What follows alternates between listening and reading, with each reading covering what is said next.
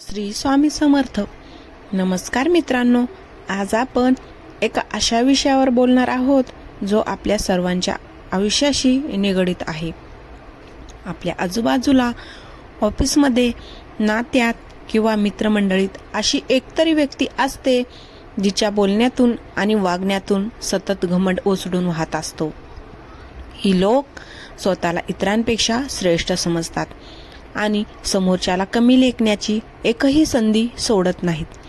अशा लोकांशी वागताना आपण अनेकदा चिडतो, आपल्याला राग येतो किंवा आपण मानसिकदृष्ट्या खचून जातो. पण आज मी तुम्हाला सांगणार आहे की अशा घमंडी लोकांना त्यांच्याच भाषेत धडा कसा शिकवायचा, आणि तेही स्वतःची शांतता न गमावता.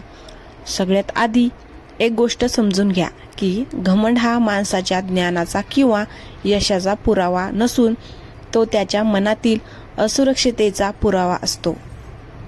ज्या माणसाला आतून भीती वाटते की आपल्याला कोणी किंमत देणार नाही, तोच माणूस स्वतःला मोठं दाखवण्यासाठी घमंडाचा मुखवटा चढवतो.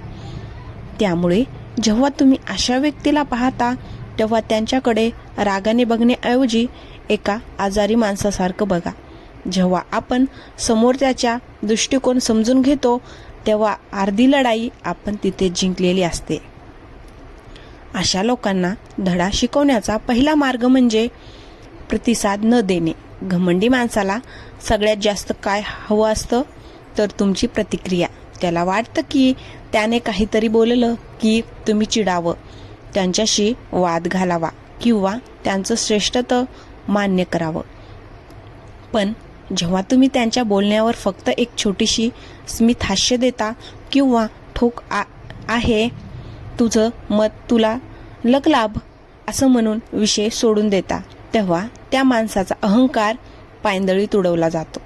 तुमची शांतता त्यांना सांगते की त्यांची बडबड तुमच्यावर कोणताही परिणाम करू शकत नाही. दुसरी महत्त्वाची गोष्ट म्हणजे तुमचं स्वतःचं यश. शब्दांनी दिलेली उत्तर हवेत विसरून जातात, पण कर्तव्याने दिलेली चपराक आयुष्यभर लक्षात राहते. जर कोणी तुम्हाला तुमच्या गरिबीवरून किंवा तुमच्या अपयशावरून कमी लेखत असेल तर त्यांच्याशी वाद घालण्यात वेळ वाया घालू नका. तीच ऊर्जा स्वतःला घडवण्यासाठी वापरा. ज्या दिवशी तुम्ही त्या घमंडी माणसापेक्षा जास्त यशस्वी व्हाल त्या दिवशी तुम्हाला काहीही बोलण्याची गरज उरणार नाही. तुमची प्रगतीच त्याचा सर्वात मोठा पराभव असेल. अनेकदा आपल्याला वाटतं की आपण त्यांना साडेतोड उत्तर द्यावं, पण लक्षात ठेवा, डुकराशी चिखलात खेळायला गेलात तर तुम्हीही घाण होणारच. घमंडी लोकांशी वाद घालणं म्हणजे आपली पातळी खाली पडण्यासारखं आहे. त्याऐवजी त्यांना मर्यादा आखून द्या. त्यांना स्पष्टपणे जाणीव करून द्या की तुमचं आत्मसन्मान, सेल्फ रिस्पेक्ट त्यांच्या अहंकारापेक्षा खूप मोठा आहे. जर एखादी व्यक्ती मर्यादेबाहेर जात असेल तर शांतपणे तिथून निघून जाणं किंवा त्यांना स्पष्ट शब्दात सांगणं की तुझी ही भाषा मला मान्य नाही, हे खूप गरजेचं असतं. अशा लोकांशी वागताना कधीही स्वतःची तुलना त्यांच्याशी करू नका. घमंडी लोक तुम्हाला त्यांच्या जाळ्यात ओढण्याचा प्रयत्न करतील, तुम्हाला नीच दाखवतील, पण तुम्ही तुमच्या मूल्याशी ठाम राहा. जगात कोणाचीही ताकद नाही की तो तुम्हाला तुमच्या परवानगीशिवाय कमी लेखू शकेल. तुम्ही स्वतःला किती किंमत देता यावर जगाची वागणूक अवलंबून असते. घमंडी लोकांचा अहंकार आणि आपला मार्ग. मित्रांनो, आजचा हा व्हिडिओ तुमच्या आयुष्यातील खूप मोठे मानसिक ओझे हलके करणारा ठरणार आहे. आपण दररोज अशा अनेक लोकांशी भेटतो जे त्यांच्या पदाचा, पैशाचा किंवा रूपाचा प्रचंड गर्व करतात. कधी कधी आपल्याला वाटतं की यांना जाऊन 2 शब्द सुनावले पाहिजेत, पण मग आपल्याला भीती वाटते की नातं खराब होईल किंवा वाद वाढेल. पण आज आपण समजून घेणार आहोत की अशा लोकांशी लढण्यापेक्षा त्यांना अशा पद्धतीने हाताळायचं की त्यांना त्यांची जागा आपोआप समजेल. बघा, घमंड हा एक असा आजार आहे जो माणसाला आतून पोखरत असतो. घमंडी माणसाला वाटतं की जग त्यांच्या भोवती फिरतंय, पण वास्तव हे आहे की तो स्वतःच्याच अहंकाराच्या तुरुंगात बंद असतो. जेव्हा तुम्ही अशा व्यक्तीशी वागता तेव्हा सगळ्यात आधी आपल्या मनाची तयारी करा. त्या व्यक्तीचे शब्द मनाला लावून घेऊ नका, कारण ज्याचे विचारच घाणेरडे आहेत त्यांच्याकडून चांगल्या शब्दाची अपेक्षा करणं ही आपली चूक आहे. जेव्हा एखादी व्यक्ती तुमच्या समोर स्वतःच्या बडाई मारते किंवा तुम्हाला कमी लेखते तेव्हा तुम्ही तिथून पळून जाऊ नका. फक्त शांतपणे त्यांच्या डोळे घालून बघा आणि चेहऱ्यावर एक हलकी स्माइल ठेवा. तुमची ही शांतता त्यांच्यासाठी गोंधळ निर्माण करणारी असते. त्यांना वाटतं तुम्ही घाबरलात, पण प्रत्यक्षात तुम्ही त्यांना हे सांगत असता की तुझं बोलणं माझ्यासाठी शून्य आहे. हा शांततेचा प्रयोग करून बघा. समोरची व्यक्ती अस्वस्थ व्हायला सुरुवात होते. दुसरी गोष्ट म्हणजे अशा लोकांशी कधीही स्पर्धेत उतरू नका. जर तो म्हणत असेल की माझ्याकडे गाडी आहे तर तुम्ही माझ्याकडे बंगला आहे असं उत्तर देऊ नका. तुमची तुलना त्याच्याशी करणं म्हणजे तुम्ही तुमची पातळी खाली पाडत आहात. त्याऐवजी त्यांच्या बोलण्यावर छान आहे, अभिनंदन एवढंच म्हणा. जेव्हा तुम्ही त्यांना हवं असलेलं अटेन्शन देत नाही तेव्हा त्यांच्या अहंकाराला धक्का बसतो. त्याच्या घमंडाला खतपाणी घालणं बंद करा. आता एक महत्त्वाचा मुद्दा, घमंडी लोकांना धडा शिकवण्याचा सर्वात मोठा मार्ग म्हणजे तुमचं मौन. पण हे मौन लाचारीचं नसावं, तर ते सामर्थ्याचं असावं. जर एखादी व्यक्ती तुमच्या आत्मसन्मानाला धक्का लावत असेल तर तिथे शब्दाचा वापर करण्यापेक्षा कृतीचा वापर करा. समजा ऑफिसमध्ये कोणी तुमच्या कामावर चुकीची टीका करत असेल तर त्यांच्याशी वाद न घालता तुमचं काम इतकं परफेक्ट करा की इतरांनी तुमचं कौतुक करावं. तुमचं यश जेव्हा बोलतं तेव्हा घमंडी माणसाचं तोंड आपोआप बंद होतं.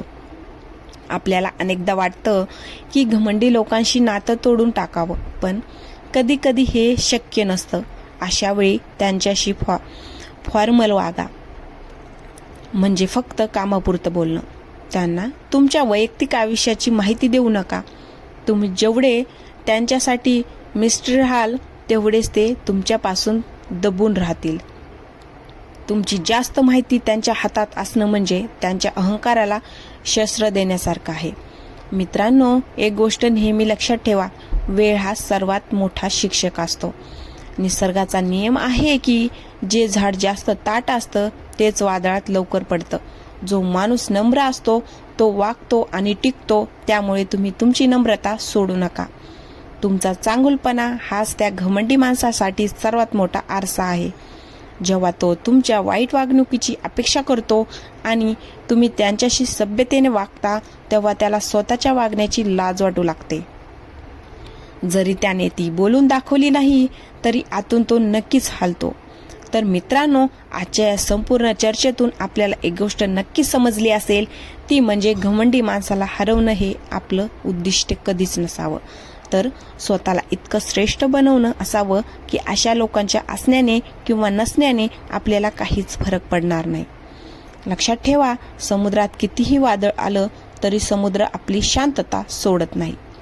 तसंच तुमच्या आयुष्यात कितीही अहंकारी लोक आले तरी तुम्ही तुमची माणुसकी आणि तुमचा स्वभाव बदलू नका.